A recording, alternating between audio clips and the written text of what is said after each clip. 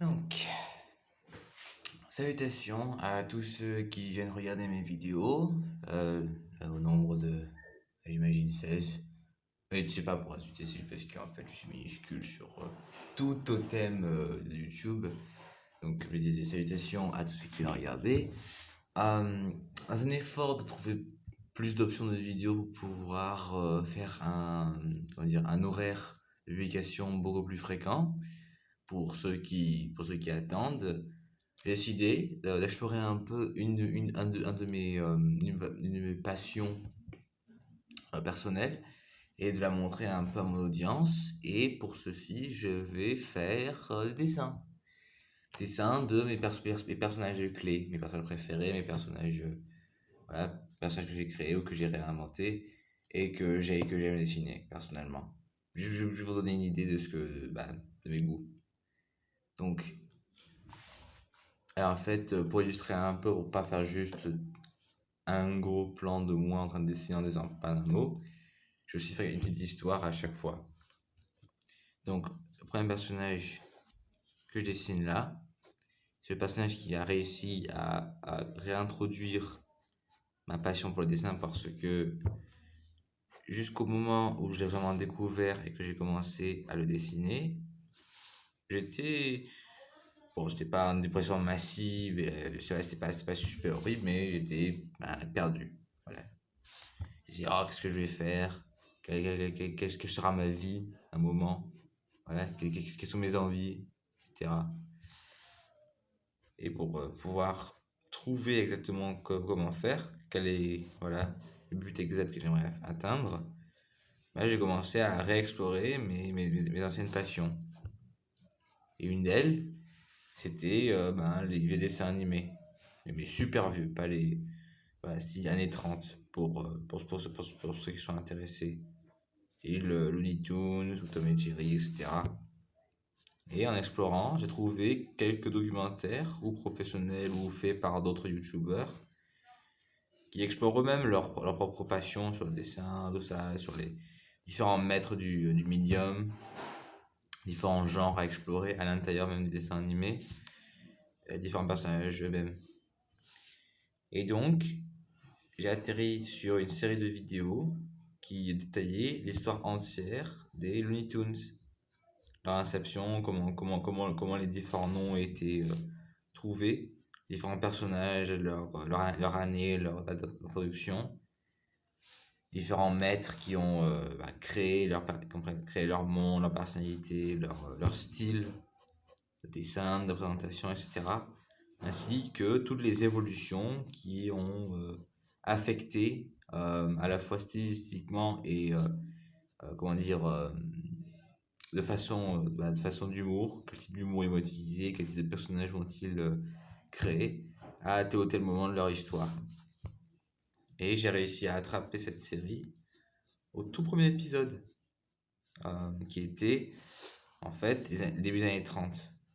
Et ça détaillait la création d'un personnage qui était pratiquement oublié aujourd'hui, à cause non seulement de son affichement qui était beaucoup trop Mickey, créé non seulement par des anciens animateurs de Mickey, mais aussi un design qui était juste Mickey avec différentes parties restructurées, mais qui pouvait aussi être considéré comme légèrement problématique aujourd'hui. Le personnage lui-même n'était pas problématique, mais son design affichait beaucoup trop de caractéristiques de caricature raciste. Le personnage lui-même n'était pas déplaisant, il n'était pas. Ça n'avait pas un accent bizarre, ça n'avait pas une tête horrible, ça n'avait pas. Voilà.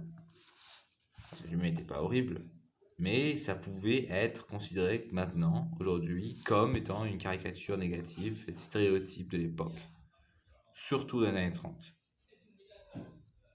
Malgré ceci, il y avait quelques dessins animés, bon, pas trop remarquables, comparé à l'humour d'après, avec des personnages comme Bugs Bunny, mais qui étaient assez marrants.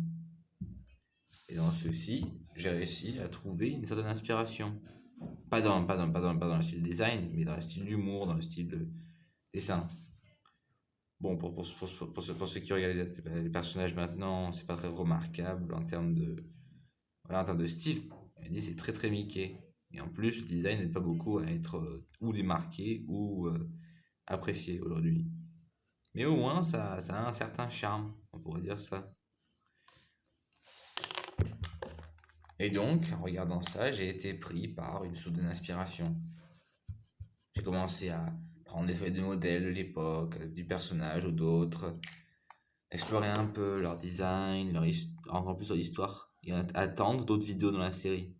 Parce que dans les c'était le premier épisode, et voilà. Bon, d'autres sont venus, ça détaillait encore plus l'histoire de personnages que j'aimais, personnages que je connaissais pas, voilà. Et en explorant, j'ai commencé à redessiner moi-même. Mais c'est un super basique, griffonné comme ça, ci et là, fait avec des gros traits, etc., des grosses têtes.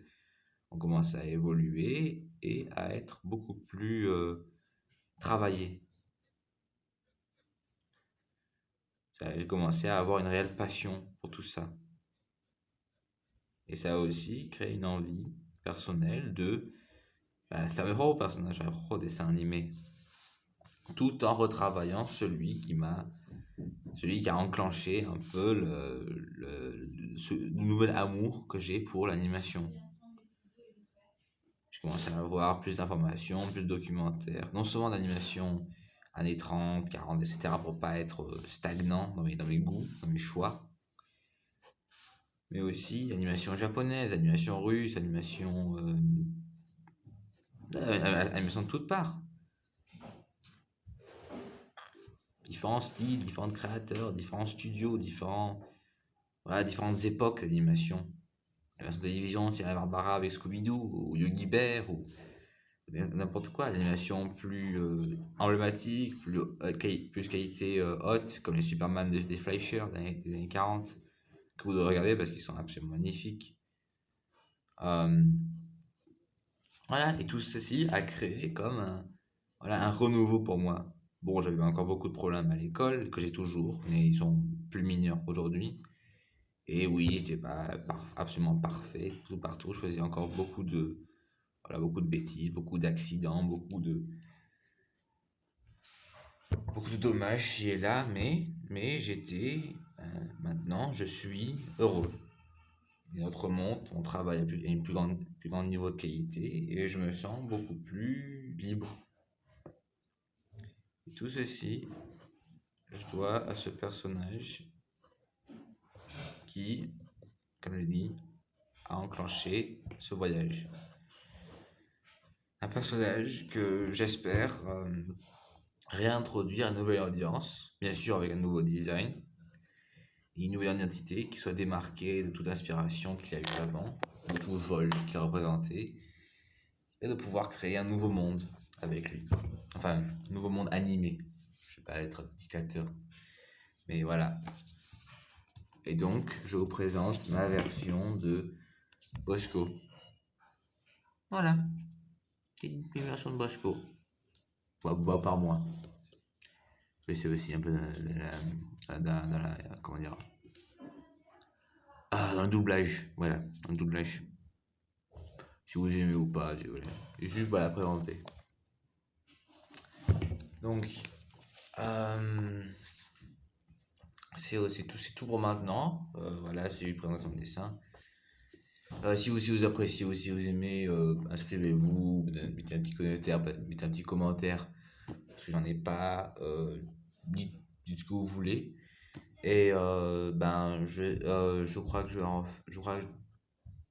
non, demain je suis occupé. Mardi, normalement, je vais pouvoir faire une seconde vidéo de dessin, et peut-être même une vidéo nouvelle en même temps. Pour l'instant, bonne soirée, et voilà, une petite histoire.